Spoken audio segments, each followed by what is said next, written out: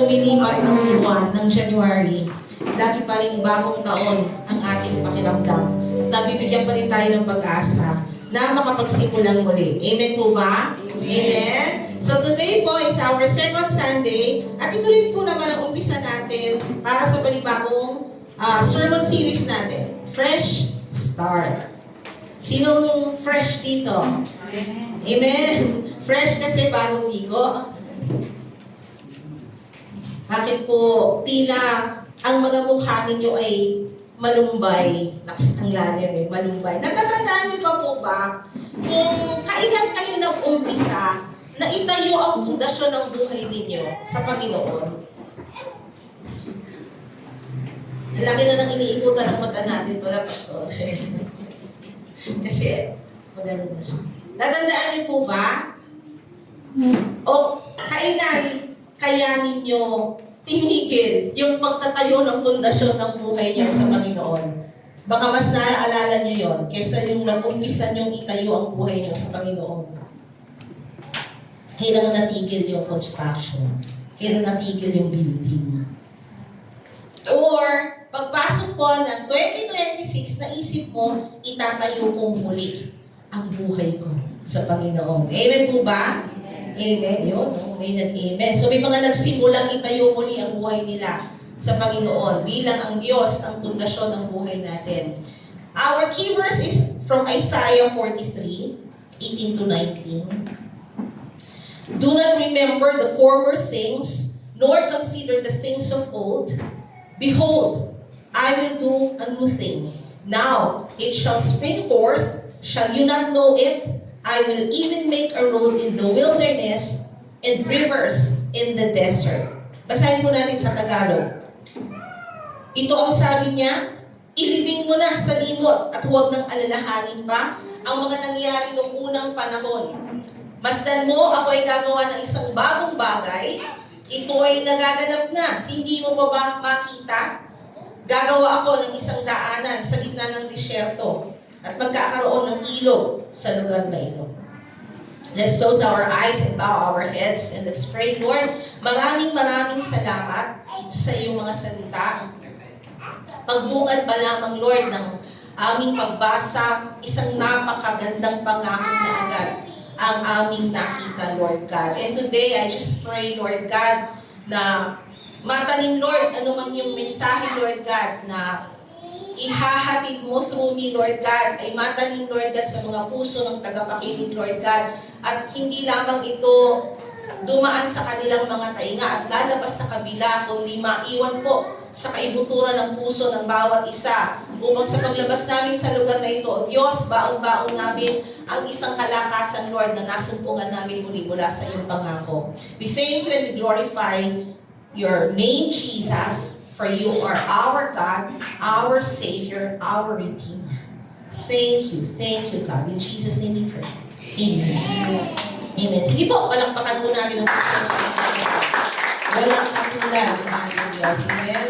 Alam niyo, ang aklat ng Isaiah po is a book of prophecy of God's judgment and hope in Him. Hindi lamang po aklat siya ng paghatol, kundi aklat din ng pag-asa.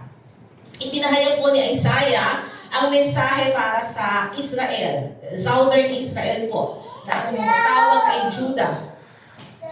Ang mensahe po niya ay ang pagsisisi mula sa kasalanan at ang pag-asa po sa pagliligtas ng Diyos sa hinaharap. In the early chapters po of Isaiah, kung nabasa na po natin yan, o kasalukuyang binabasa, makikita po natin na ang prophecy po ni Isaiah ay pahihintulutan ng Diyos na sakupin ng Babylon ng Israel at ang mga mamamayan ay dadalhin doon sa Babylon. May exile po sila, ipapatapon po sila sa Babylon. Ang pananakop ng Babylonian po ay nagkaroon ng ilang mga yugto, hindi lang po isang bagsakan ng pagpapatapon, kundi series po ito ng exile sa Babylon. Inuna po nila kasing sapilitang kinuha ang mga elite and skilled workers from Israel, mga piling tao at bihasang mga manggagawa. Habang ang isang malaking bahagi naman po ng population ng Israel ay naiwan sa Jerusalem. Pero wasak po nilang iniwan ang bayan ng Jerusalem. Wala po ang pamumuno, kaharian po ay inalis, kaya wasak po ang Jerusalem ng iwan ng Babylon. Ang karamihan po sa mga tao ay naiwan sa Jerusalem, pero ang population po ay nabawasan dahil sa digmaan, dahil po sa tagutom at sakit. Ito po ay naganap bilang paghatol ng Diyos sa kanilang patuloy na pagsamba sa mga Diyos-Diyosan. Sa kanilang kawalang katapatan po sa salita ng Diyos at pagtanggi po sa mga babala ng Diyos na tumigil na ang Israel sa pagre-rebelde sa Diyos at tuluyan ng pagsisihan ang kanilang mga kasalanan at magbalik loob na sa Panginoon. May mga nauna po at may mga kasabayan po si Isaiah na nagbigay ng babala na ang Israel ay tumalikod na sa kanilang mga kasalanan, magsisi na, magbalik loob na sa Panginoon. But Israel were backsliders at heart. Nag-aangking mananampalataya ang Israel ng tunay na Diyos, pero may dalawang mukha po sila, mga mapagkunwari. May anyo ng katwiran, pero ito po ay pang-ibabaw lang. Ang aklat ng Isaiah po ay paghamon sa Israel na sundin ng Diyos ng buong puso, hindi lamang po sa panglabas. Isaiah prophesied that the judgment of God was to discipline Israel, and the judgment was about to come. They will be exiled to Babylon. Sila po ay matatapon sa Babylonia. Ganon din naman po yung nakita natin kung babasahin natin sa Jeremiah, sa Ezekiel, sa Daniel. Nakita po natin doon yung mga kasabayan o mga nauna kay Isaiah. They have prophesied the same thing. Kailangan ng Israel na magsisi. Kailangan ng Israel magbalik ng loob sa Panginoon. But at the same time, habang sinasabi nila ang paghatol ng Diyos, they were also encouraging the people of Israel for God's future restoration. Napakabuti ng Diyos, ano? Parang, Fern, dahil ang tigas ng ulo mo, parurusahan kita. Huwag ka mag-alala, i-restore naman kita. Parang gano'n di ba? Sinasabi ko na sa iyo, I am prophesying that I will discipline you, Fern. Pero wait lang, di pa ako tapos ang buhay mo. Don't worry, you still have hope. I will restore you.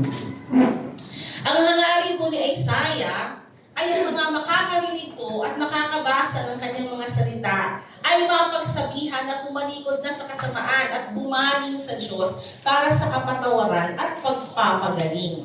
Because God, next slide po, because God desires to forgive and to restore. Nais po ng Diyos na magpatawad at magpanumbalik. Napakabuti ng Diyos natin no? Pinipilit kanyang magsisi para magkaroon siya ng pagkakataong patawarin ka and to restore you. Yun yung puso niya, to forgive and to restore, magpatawad at magpanumbalik. So mararanasan po ng Israel ang bunga ng pagre-rebelde nila sa Diyos, pero itong paghatol po ng Diyos ay magsisilbi rin po, una sa lahat, na i-purify ang Israel, para dalisayin po ang Israel, para pangalagaan po ang linya ng darating na tagapagligtas at manunubos. Sino po yun? Ang Panginoong Jesus, para mapangalagaan po yung lineage ni Jesus. Ganun din naman po para ipagtanggol ang salita ng Diyos at itakda ang mangyayari po sa hinaharap, na magpapakita sa banal na katarungan at kapangyarihan ng Panginoon sa pamamagitan po ng kanyang disiplina at hindi po pag-aabandona o pag-iwan. Yun po yung purpose Disiplina, hindi pag-aabandona ng Diyos sa kanila. So next slide, God disciplines, not abandons. Ang Diyos po natin ay nagdidisiplina, hindi po siya nagpapabaya. So kung meron po tayong nararanasan, maaaring pagdidisiplina po ito ng Diyos sa ating buhay, pero hindi po nangangahulugan, nagpapabaya po ang Diyos sa buhay natin. Sa panlabas po na kalagayan, ang Israel po ay may dahilan para matakot sa Babylonian armies. Nakakatakot naman po talaga dahil napakalakas na bayan ng Babylon. At nakakatakot plano po yung pagpapatapon sa kanila sa bayan ng Babylonia. No? Kukunin sila sa Jerusalem tapos i-exile sila sa Babylon. Walang kasiguruhan kung ano yung maaari nilang maging buhay doon. But Isaiah also prophesied hope. No, nagbigay din po siya ng pag-asa of God's future rescue from Babylon. Hindi lamang naman po niya sinabi na kayo ay didisiplinahin. Sinabi din po niya yung pag-asa na sa hinaharap ay magliligtas ang Diyos. God will destroy Babylon's pride and bring back Israel to their own land, Jerusalem. Basahin po natin yung Isaiah 43 verses 4 and 14. Ang sabi po ng Panginoon, Since you were precious in my sight, you have been honored, and I have loved you. Sarap pag sa Panginoon galing. No? Therefore, I will give men for you, and people for your life. Thus says the Lord, your Redeemer, the Holy One of Israel. For your sake, I will send to Babylon and bring them all down as fugitives, the Chaldeans who rejoice in their ships. Alam niyo po ba, ang sinasabi ng Panginoon dito, tatanggalan ko ng yabang ang Babylonia. Kasi mayaman at malakas na bayan po ang Babylon. At ang pinagmamalaki po nila, yung naglalakihan nilang mga barko, at sila po yung kilala sa kalakalan sa tubig. In trading po, trading sa pagpapalitan po ng mga produkto, yung negosyo po nila sa katubigan, at meron po silang kaya sabi po ng Panginoon, dahil may malalaki silang ships, the Chaldeans who rejoice in their ships. Kasi akala ng Babylon, yung Chaldeans po, are the same po. Tawag po sa mga locals ng Babylon. Ang pinagmamalaki nila yung kanilang yaman, yung kanilang lakas. Kaya sabi ni Lord, tatanggalin ko yabang mo. Diba? Kaya naman bagamat dadating po ang pagsakop ng Babylon sa Israel at sila'y dadalhin po sa lugar na yon, malalayo sila sa sarili nilang bayan, ang Isaiah 43 ay nagsimula sa mga salitang puno naman ng pag-asa. Sabi po ng Isaiah 43:1, let's read it, But now, thus says the Lord, who created you, O Jacob, and He who formed you, O Israel. Fear not, for I have redeemed you. I have called you by your name, you are mine. Fear not, sabi ng Lord. Huwag kang matakot. It is a direct command from the Lord through Isaiah na may kasamang paalala kung sino ang Diyos sa kanila. Creator, Redeemer, and they belong to Him. Alam niyo yung pakiramdam na when you belong to someone, merong hatid na certain comfort and confidence when you know that you belong to someone. May nagmamay-ari sa'yo. How much more yung kaisipan, yung katotohanan that we belong to God. No, hindi lang siya basta comfort, hindi lang siya basta confidence. Iba ang dating, iba ang pakiramdam, iba yung buhay when you know that you belong to God. Sabi niya, for I have redeemed you sapagkat tinubos kita. Hindi lamang ang Diyos ay manlilikha ng Israel, hindi lamang siya creator ng Israel, kundi siya'y kanilang manunubos. God was their creator. God was their creator and God was their redeemer. Ang Diyos ay manunubos nila, hindi lamang po mula sa literal na exile o pagkakatapon sa Babylon, kundi manunubos po nila ang Diyos sa spiritual na pagkalipin. No? Sa kanilang spiritual slavery, God was their redeemer. This same God is also our creator and redeemer. No, tinawag din po tayo ng Diyos sa ating pangalan. Sabi po nila, ang pinakamatamis sa pahinga ng isang tao, yung tawagin siya sa kanyang pangalan. Kasi ibig sabihin, nakatandaan siya. Diba? Aaron, I have called you by your name. Okay, I have called you by your name. You are mine, sabi ni Lord. Ang sarap, diba, that we belong to God. Now, our Father. Hindi lang tayo tinubos, no? He has redeemed us from the slavery of sin. He declared us righteous. Diba? And He has made us His own children. No, tayo po'y ginawa na niyang karapat-dapat sa harap ng Ama. Diniklara na niya tayong matuwid. Sa magaganap na pagkabihag po at pagkatapon ng Israel sa Babylon, nais ng Diyos na ituon ng Israel ang kanilang mga puso at ang kanilang mga mata sa bagong bagay na kanyang gagawin. Kaya ito ang sinabi niya. Balikan po natin yung key verse natin, Isaiah 43:18-19. Do not remember the former things, nor consider the things of old. Behold, I will do a new thing. Now it shall spring forth. Shall you not know it? I will even make a road in the wilderness and rivers in the desert. Isang paalalang may pangako, huwag alalahanin ang mga dating bagay dahil gagawa ng bago ang Panginoon. Kung ang Israel po ay mananatili sa kabiguan at kasalanan, at kung mananatili po sila sa panghihina ng kanilang loob, ng nakaraang mga pangyayari, hindi sila kailanman magpapatuloy sa bagong bagay na ipagkakaloob ng Diyos sa kanila. Mga kapatid, 70 years po ang exile na ito. 70 years po silang nanatili sa Babylon. Alam niyo, alam ng Panginoon na kamamatayan na ng madaming mamamayan ng Israel ang pananatili sa Babylon bago dumating yung pangako ng kalayaan at pagbabalik sa Jerusalem. 70 years, marami na po mamamatay. Lalo na po yung may edad na nung dalhin sa Babylon. All people will die, new generation will come. Alam ng Panginoon yan. Pero nalalaman din po ng Panginoon that from generation to generation, Israel will hold on to His words. Kapag nabasa nila ito, Israel will hold on to His promises. At with hope, not with regrets. They will live in faith and wait for God's rescue and salvation.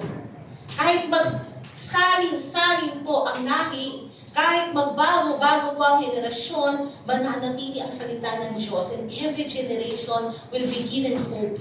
Darating yung pag-asa ng pangako ng Diyos. Alam niyo, hindi ko alam for the young people here, kasi at my age, hindi ko alam sa mga kaidaran ko, darating at darating sa atin yung panahon na when you get to age and pass through many experiences, dadaan tayo sa kaisipan na mayroon na lamang tayong maikling panahon sa mundo ito. Kukunti na lang yung natitilang taon natin. Tapos, dadating po sa atin na nasusumpungan natin yung regrets. Meron na po tayong mararamdamang panghihinayang. No? Panghihinayang sa nakaraan. Kung ano yung nagawa natin, panghihinayang sa hindi natin nagawa. And then meron tayong, what if? Paano kaya? Kung pwede lang balikan at baguhin yung mga choices na ginawa natin.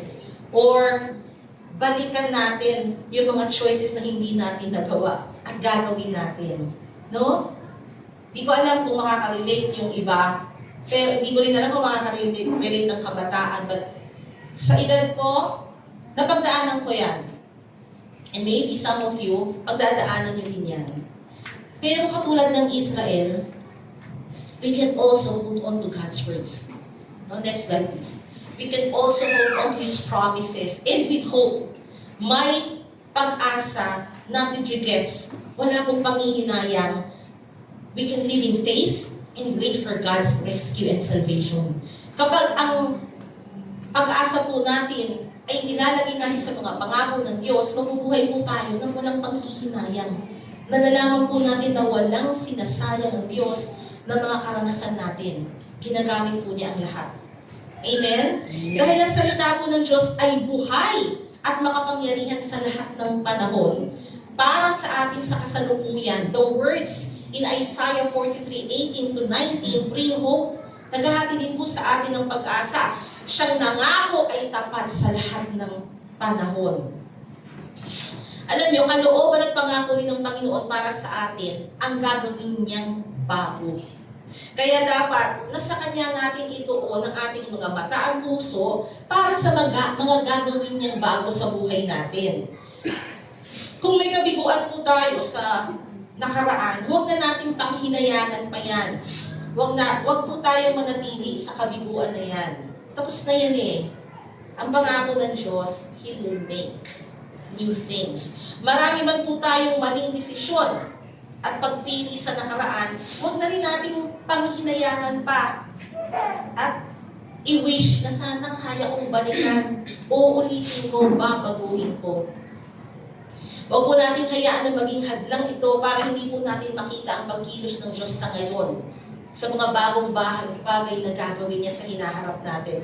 Bagkus umasa po tayo na sa bagong gagawin ng Diyos sa ating hinaharap. Palakasin po natin yung ating mga loob at palakasin din po natin yung ating pag-asa na ang Panginoong nangako ng mga bagong bagay ay tapat sa Kanyang pinangako. Kung may kasalanan po tayong paulit-ulit nating ginagawa at hindi po natin pinapakinggan ang tinig ng Espiritu na tuluyan na nating iwan ang lumang buhay na yan at sa Kanya magtiwala, mawawalan po tayo ng pagkakataon na maranasan yung mga bagong gagawin ng Diyos sa buhay natin. Sometimes, ang inaalala naman ng iba is how life was better before. Yung sinasabi ko, kapag nagkakaedad ka, alalahanin mo yung nakaraan. Ang inaalala mo, mas okay yung buhay noon. Kaya maraming nagsasabi, kaya na naman ako naging Kristiyano. Nakarinig na po ba kayo ng gano'n sa kapatiran? Kaya na ako naging Kristiyano, dumami ang problema ko. Kasama po yan eh. Lalala pa nga kasi people will hate you. People will persecute you. Because of Christ. Yun naman ang sinabi niya. Alam niyo, Israel had the same attitude in the wilderness. Nung iligtas po ng Panginoon ang Israel mula sa Egypt, ito rin po yung ugali nila. Matapos po silang iligtas ng Panginoon mula sa pagkaalipin nila sa Egypt, nakaranas po sila ng hirap sa ilang, naalimutan agad na yung kasama nilang Diyos ay makapangyarihan sa lahat. Kaya sabi nila, mas mabuti pa nung nasa Egypt kami. Balik mo na lang kami sa Egypt. Yun ang nguy-nguy nila kay Moses. Gusto bang balikan yung pagiging alipin kaysa makita yung katuparan ng pangako ng Diyos sa lupang ipinangako niya? Di ba mas gusto bang magbalik sa pagiging alipin kaysa makita yung mga bagong bagay na gagawin ng Diyos sa buhay nila? That's why God said, do not remember the former things, nor consider the things of old. Dahil kung hindi po natin susundin ang sinabi ng Panginoon na ibaon na sa limot at huwag nang alalahanin pa ang mga nangyari sa nakaraan, una, past hurts will rob us of peace. Alam niyo yung mga nagdaang sama ng loob natin, kung aalagaan natin ito magpahanggang ngayon, nanakawin ito ang ating kapayapaan. So magpatawad na po tayo at piliin na natin ibaon sa limot. Tayo po ang maapektuhan. Bakit kailangan po natin lumimot na sa nagdaan at huwag nang alalahanin? Because broken dreams and plans in the past will burden us with resentment. Yung mga hindi po na tupad na mga pangarap natin, yung hindi po nangyari na mga plano natin, ay magpapabigat sa atin dahil sa sama ng loob. Kung hindi natin pipiliin kalimutan na at manampalatayang may higit na nakalaan ng Panginoon para sa amin sa hinaharap. Okay, may broken dreams ka, may unfulfilled plans ka, hanggang ngayon ba'y dadalhin mo yan, yung resentment, yung sama ng loob mo? Ibaon na yan kasi may gagawin bago ang Diyos sa hinaharap mo. Amen? Amen? Next, wrong choices and decisions in the past will discourage us. Panghihinaan po ng loob tayo kapag naaalala natin nagkamali tayo sa ating mga pagpili nung nagdaang mga panahon. No? Panghihinaan po tayo ng loob kung aalalahanin natin na marami tayong maling desisyon. Kaya kailangan po piliin na natin kalimutan ang mga bagay na to at hanapin po natin ngayon yung direksyon ng Panginoon para sa tamang pagpili at desisyon sa hinaharap. Buhay ka pa kapatid, lagi kang may pagkakataon pa na matuwid ang desisyon at pagpili. Hihingin lang natin sa Panginoon ang direksyon. Since in the past that God has already forgiven will burden us with guilt. No? Ang sabi ng Panginoon sa Isaiah 43:25, gayon man, ako ang Diyos na nagpatawad sa iyong mga kasalanan. Ito sabi ng Lord, hindi ko na aanalanghanin pa ang iyong mga kasalanan. Ikaw, lagi kang nagdudwell sa mga nakalipas mong kasalanan at ginagawa mong sinungaling ng Diyos na nangako sa iyo ng kapatawaran. Kaya kalimutan mo na rin yan kung inihingi mo na ng kapatawaran sa Diyos yan. Dahil, kung hindi natin pipiliin limutin ito, it will burden us with guilt. Lagi na lang tayong guilty. Lagi na lang tayong guilty. Ano magiging silbi ng pangako ng Diyos ng pagpapatawad? Ano magiging silbi ng sinabi niya that He is faithful and just to forgive us and cleanse us from all iniquities? Kung tayo mismo pinaalala natin sa sarili natin yung mga nagdaan. The key is, huwag mo nang balikan, huwag mo na rin ulitin. Amen po ba? Amen. Dwelling in the good old days will hinder us from experiencing the best new days God has for us. No? Kung iniisip mo palagi na mas mabuti yung mga nagdaang panahon, mas mabuti pa ang buhay noon, mas mabuti pa ang kalagayan mo noon, mamimiss mong maranasan yung best new days ng Panginoon na ipinangako niya ngayon sa iyo. Amen? Hindi mo maling alalahanin yung mga dakilang bagay na ginawa sa atin ng Panginoon sa nakaraan. Kasi ito po are worth remembering. Talaga namang worth remembering yung napakagandang bagay na ginawa ng Diyos sa atin. Dahil ito po yung nagdala sa atin sa pananampalataya at pagbabago. Amen? But even those, ang mga bagay na yun, kayang hikita ng Diyos. Anumang nakamamanghang pagkilos niya, ang naranasan natin sa nakaraan, kayang hikitan ng Diyos. Kasi siya ang nangangako sa iyo ng new things. Amen? He wants us to look forward to new and greater breakthroughs because He is not yet done with us. Hindi pa tapos ang Diyos sa atin. Kaya ang gusto niya, tumingin tayo sa mga bago at mas dakilang breakthrough. No?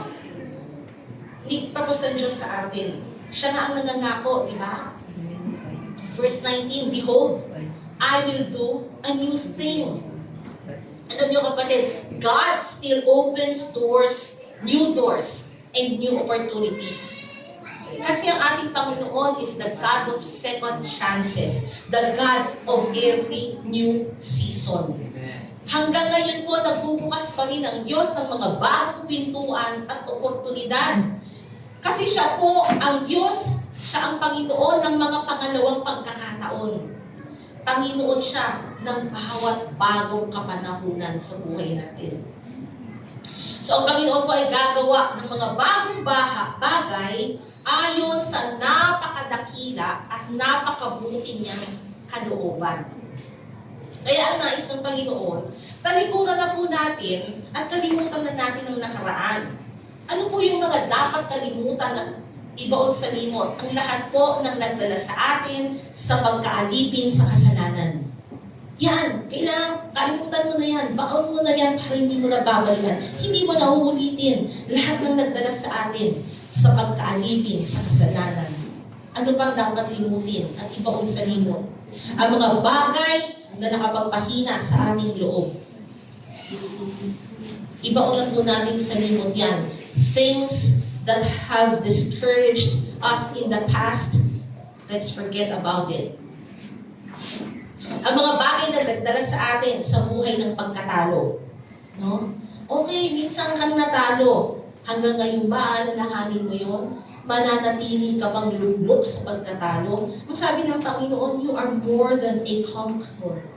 Higit ka pa sa mana nagumpay, kaya wag mo nang balikan yung nakalipas na taon na ikaw ay nabuhay sa pagkatalo. Kalimutan mo na rin yung mga bagay na naging dahilan ng hindi mo paglago sa pananampalataya. I-pinpoint mo, saan ka bang pagkakataon na pipigilan sa paglago? Limutin mo na yun. Tumaha ka ng panibagong landas patungo sa paglago mo sa pananampalataya. Ang nais ng Diyos ay magpatuloy po tayo sa kung ano ang mayroon ngayon para sa atin. At asahan po natin yung mga bago sa hinaharap. Ang pananatili po natin sa ating lumang buhay Yung paulit-ulit na kasalanan, yung panghihinayang sa mga bagay na hindi naman kalooban ng Diyos kaya hindi naganap, yung mga bagay na makamundo, yan po yung makahadlang sa atin mula sa mga bagong bagay na gustong gawin ng Diyos. Kung ang Israel po ay mananatili sa panghihina ng loob at pangaakit ng yaman at lakas ng Babylonia, hindi po nila hahanapin yung mga bagong bagay na ipinangako ng Diyos sa kanila. Ito po yung pagpapalaya mula sa pagkakatapon nila sa Babylon at yung pag-uwi nila sa sariling bayan nila at yung pagpapanumbalik ng Diyos sa nawasak nilang bayan. Yan ang pangako ng Diyos. Kung hindi po sila doon titingin at naakit na sila sa buhay ng Babylonia, hindi na nila hahanapin pa yung new things na ipinangako ng Diyos. Kung saan ang sabi ng Lord, now it shall spring forth. Shall you not know it? Ito'y nagaganap na, hindi mo pa ba makita? Yan din ang tanong sa atin ng Panginoon eh. Gumagawa na siya at nagtatanong, kapatid, anak, hindi mo pa ba makita? Ang nais ng Panginoon ay manatili po tayo na nakaayon sa kanyang banal na spirito para sa pagkilos po niya at sa paggawa po niya ng mga bagong bagay sa buhay natin, malalaman natin na siya yun. Siya ang gumagawa. So we have to stay in faith. We have to keep anticipating. Kailangan po, manatili tayo sa pananampalataya at lagi po tayo nag-expect, lagi tayo nag-aantay. So, we have to be aligned in the works of the Holy Spirit. So, stay aligned. Kailangan po, aligned ka sa ginagawa ng banal na Spirito. You will surely know it is God who is at work doing new things in your life kapag lagi ka pong nakaayon sa pagkilos ng banal na Spirito. Further, sabi ng Lord, I will even make a road in the wilderness and rivers in the desert. Sabi niya, gagawa pa nga ako ng daan sa ilang at ilog sa disyerto. Alam niyo po, sa pagitan ng Israel, ng Jerusalem at ng Babylon, daan-daang hundreds of miles po ang ilang o wilderness. Daang-daang milya po ang pagitan nila na wilderness o ilang. So sa mata ng tao, parang walang daan. Di ba? Pagka tinignan mo, hindi mo na makita yung nasa kabilang dako. Ang nakikita mo na ng disyerto, kawalan. So parang, paano ka makababalik? Hindi walang daan. Di ba? Pero hindi kailangang matakot ang mga anak ng Diyos dahil siya po ang gagawa ng daan sa ilang at magbibigay ng mga ilog sa disyerto. Bibigyan ka lang niya ng daan, isusustain ka pa niya sa biyahe mo. Ang hirap nga naman bumiyahe sa ilang kung wala kang tubig, di ba? So, God will make a way and He will sustain you habang binabaybay mo yan. Kaso kadalasan, kapag nangako ang Diyos, nababahala po tayo sa mga detalye o sa mga hadlang sa katuparan ng pangako. Pinoproblema natin kung paano tutuparin ng Diyos yung mga bagay na sa tingin po natin ay imposible. Imposible ito ha. Paano kaya tutuparin ng Diyos yung pangako niya? Tayo yun ang problema. Minsan sa panalangin, tinuturuan pa natin ng Diyos kung anong gagawin niya. No? Minsan ang panalangin natin, hindi natin napapansin. Hindi lang tayo basta humihingi, kundi yung gusto nating kaparaanan, tinuturo natin sa Diyos. No? Lalo dito ang gawin mo. Diba? Kasi pinoproblema natin kung paano niya tutuparin yung pangako niya. Pero ang sabi ng Panginoon ito, huwag kang mag-alala, kapatid. Anak, bakit kapatid? Huwag kang mag-alala, anak. Ako ang nangako, ako ang gagawa. No? Sabi ni Lord sa'yo, may paraan ako, kaya ko. Kung paano, hindi mo kailangang malaman o maunawaan. May mga plano ako na hindi mo alam. Ipaubaya mo sa akin ang mga problemang yan. Sabi ni Lord, magtiwala ka sa akin at sa mga pangako ko. Kasi wala naman talaga nakakaunawa sa ginagawa ng Diyos eh. Kahit ang matatalino na nagsasabing naiintindihan nila, hindi pa rin. Yan ang sabi ni Solomon sa Ecclesiastes 8. No one can understand what God does here on earth, sabi ni Solomon. Even if wise people say they understand, they cannot. Wala talagang makapagyayabang na nauunawaan niya ang pagkilos ng Diyos. Si Jesus mismo nagsabi, sa ngayon hindi niyo pa mauunawaan ang ginagawa ko, pero darating ang panahon, mauunawaan niyo rin. Kaya ang hinihiling lang niya sa atin, magtiwala tayo sa Kanya at huwag natin asahan yung sarili nating pangunawa. Hayaan natin ang kapayapaan na hindi kayang maunawaan ng isip natin ang mag-ingat sa ating mga isip at puso habang nakatingin po tayo at umaasa tayo sa gagawin ng Diyos. Sabi ng Romans 8:18, ang mga pagtitiis natin sa kasalukuyan ay hindi maihahambing sa kaluwalhatiang mahahayag sa atin balang araw. Amen? Let's just be still in the Lord and wait for Him to act. When we say be still in the Lord, hayaan mong kumilos ang Diyos. Huwag mong pangunahan. Next slide please. Huwag mong pangunahan. Humihingi ka ng tulong sa Lord, pero ikaw pa rin ang gumagawa. Nandun tayo sa halos tapos na, Kuya Folks. Halos tapos na. Now, let's just be still in the Lord and wait for Him to act po. When we say we keep still in the Lord, nagpapatuloy po tayo sa pagtitiwala, sa pananampalataya, at hindi po natin inuunahan ang pagkilos ng Diyos. Hinahayaan po natin na Siya ang kumilos. Siya ang gumawa. Panginoon, Ikaw ang nangako, Ikaw ang gagawa. Sabi mo kay Lord, malay po ba Lord? Ikaw po nangako Ikaw po ang gumawa. I will be still, Lord. I will be quiet. I will pray. I will praise. And wait for You to act. Amen? I want to call the worship team, and dito po ako mag-close. You know, God is faithful po. Tapat ang Diyos, and He will always be. Tapat ang Diyos mula noon hanggang ngayon. And forever He will be. He will not delay. Hindi po mahuhuli ang Diyos. We only need to trust His timing. Ang pagkatiwalaan po natin, yung panahon ng Diyos, hindi yung panahon natin. Huwag nating madaliin ng Diyos na nalaman niya kung kailan ang takdang panahon.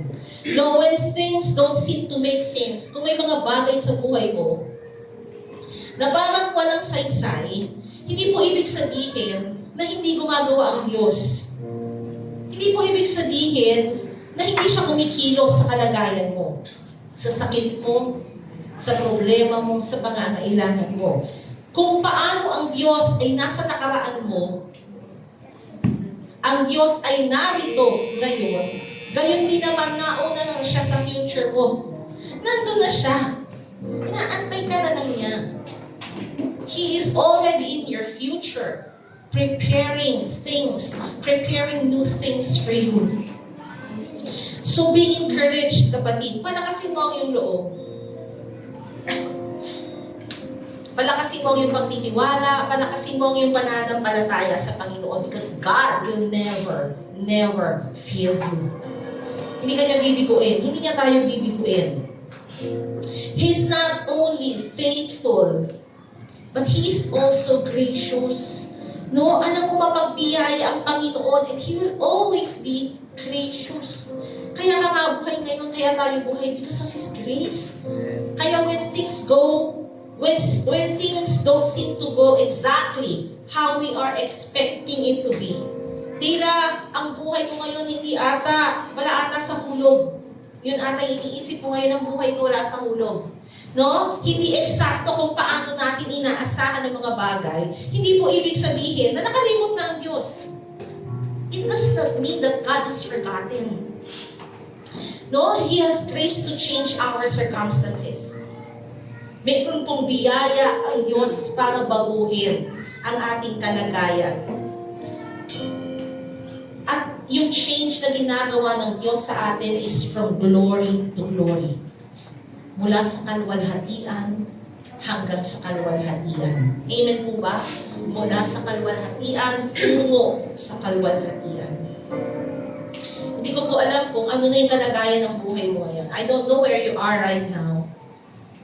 I don't know where you are in your faith right now. Kung nasaan ka sa pananampalataya mo. But, Ang buhay sa Panginoon, life with the Lord is an intentional and progressive faith. Sadyain mong manampalataya at dapat maging progresibo ang iyong pananampalataya. No matter where you might be right now, it doesn't matter kung nasaan ka ngayon Nangako ang Diyos ng mga bago sa buhay mo, then, yun ang katotohanang panghawakan mo, that indeed, you've got something new and better things ahead of you. May mga bagong darating, bigger breaks, greater breakthroughs. Amen? Ito lang naman ang gusto ng Diyos Ang hawakan mo lang, what God has promised, He will fulfill. Amen? And may this verse give you a fresh start after today. Maging panimula mo ang pangako na yan ng Diyos. Dalimutin ang nakaraan, tumingin sa iyong hinaharap because He is moving, He is at work, and He is doing new things in your life. Amen? Kapatid, manatili ka sa Panginoon. And pwede mo tumayo ang lahat. We have a new song. Ang title po is He Will Be.